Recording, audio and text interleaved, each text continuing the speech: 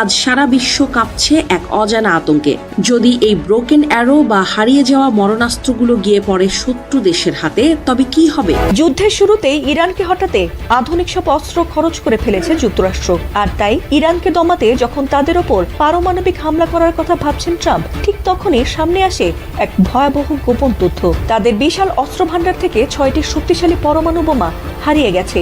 আর সেগুলো এতটাই বিধ্বংসী যে শত্রু দেশ ইরানের হাতে পড়লে উল্টো গোটা আমেরিকাই ধ্বংস হয়ে যাবে। আর সেই দুশ্চিন্তায় এবার ঘুম হারাম হতে চলেছে ট্রাম্পের। ইসরায়েল ও যুক্তরাষ্ট্রের সঙ্গে যুদ্ধ বন্ধের 3 শর্ত দিয়েছেন ইরানের প্রেসিডেন্ট মাসুদ পেজেশকিয়ান। মধ্যপ্রাচ্যের সংঘাত থামাতে এবার কূটনৈতিক শর্তের টেবিলে ইরান। এক্সে দেওয়া এক পোস্টে প্রেসিডেন্ট মাসুদ পেজেশকিয়ান স্পষ্ট করেছেন, যুদ্ধ বন্ধ চাইলে হামলার ক্ষতিপূরণ দিতে হবে, তাদের অধিকারের স্বীকৃতি দিতে হবে এবং ভবিষ্যতে আর কোনো আগ্রাসন হবে না দিতে হবে এমন আন্তর্জাতিক গ্যারান্টি। রাশিয়া ও পাকিস্তানের শীর্ষ নেতাদের সাথে আলোচনার পর তিনি এই বার্তা দেন। ইরানের পাশে কিম জং উন। ইরানে হামলা করে মধ্যপ্রাচ্যের শান্তি নষ্ট করছে ইসরায়েল ও যুক্তরাষ্ট্র, এমনই এক মন্তব্য করে ইরান ইস্যুতে গর্জে উঠল উত্তর কোরিয়া। একই সাথে উত্তর কোরিয়া জানিয়েছে ইরানের হামলা অবৈধ।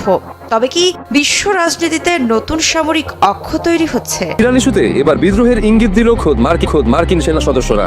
এর আগে একটি জরিপে দেখা গেছে 73% মার্কিন নাগরিক ইরানের সঙ্গে যুক্তরাষ্ট্র ইসরায়েলের যুদ্ধকে সমর্থন করছে না। এবার যোগ দিয়েছেন যুক্তরাষ্ট্রের সেনা সদস্যরা। তারা স্পষ্ট জানিয়ে দিয়েছেন ইরানের বিরুদ্ধে তারা যুদ্ধ করতে আগ্রহী নন। সেনাবাহিনীতে যোগ দিতে বা যুদ্ধ করতে রাজি নন এমন ব্যক্তিদের নিয়ে কাজ করে Center on Conscience and War নামের অলাভজনক এই প্রতিষ্ঠানটির ফোন ক্রমাগত বেজেই চলেছে। মার্কিন সেনারা তাদের ফোন করছেন। সেনারা তাদের ফোন করে বলেছেন তারা ইরানের বিরুদ্ধে যুদ্ধে অংশ নিতে চান না।